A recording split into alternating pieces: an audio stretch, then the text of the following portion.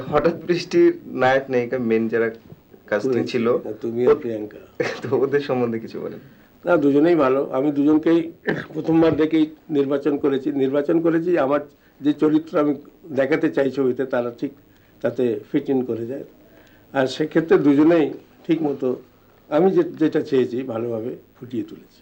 আর আপনি তো জানেন যে হঠাৎ বৃষ্টি বাংলাদেশে একটা হ্যাভক সৃষ্টি করতে পারলো, মানে করেছে যেটা কলকাতা হয়নি, মানে কলকাতা মানে আশানুরূপ এটা সাফল্য অর্জন করতে পারেনি। তো এই সম্বন্ধে আপনার কি কিছু বলার আছে? এই সম্বন্ধে একটা ব্যাপার যেটা এখানকার সাফল্যে জানা গেল যে কলকাতায় যারা ছবি করেছে প্রডিউসারের অনেক হাত আসে, প্রডিউসার মার্কেটিং করতে হয়, সেটা ওখানে যারা করেছে সে একটা গানের কোম্পানি HMV, তারা গান বিক্রি করবার জন্য আগে গানে ওরা যদি ওদের ধারণা ছিল একটা গান করে যদি 1 কোটি দিতে হয় আমরাই বা কেন ছবি না করি, আর সেই গানটা বিক্রি করি ছবিটারও লাভ পাই। তো তারা বেসিক্যালি গান বেচনেওয়ালা কোম্পানি, তারা ছবি করেনি, করার কোনো অভিজ্ঞতা ছিল না। বাংলাদেশে যে খুব ভালো গেল এটার কি কারণ আপনার মনে হচ্ছে? এটার ওই কারণ বলে যে আমাদের প্রযোজক আর বিতরক এগুলো দুটো ইম্পর্টেন্ট ব্যাপার।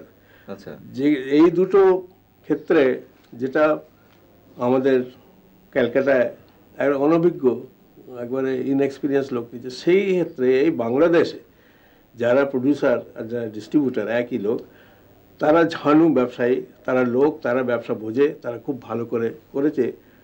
তাদের একটু যখন কলকাতায় ছবিটা যায়নি ওদের একটু অসুবিধা হয়েছিল যে সত্যি এরকম যদি হয়, তা সত্ত্বেও তারা এমনভাবে এটা প্রথমে টেলিভিশন দিয়ে তারপরে একটা করে থিয়েটার দিয়ে যেরকমভাবে এটা তুলে তুলেছে, এটা এদের আমি তো এদের খুব কমপ্লিমেন্ট করি, ধন্যবাদ জানাই, এদের সুখ্যাতি করি যে কিরম করে একটা ছবিটাকে তুলে উঠতে। কেন ওরা জানতো ছবিটা ভালো, তাই ওরা করেছিল।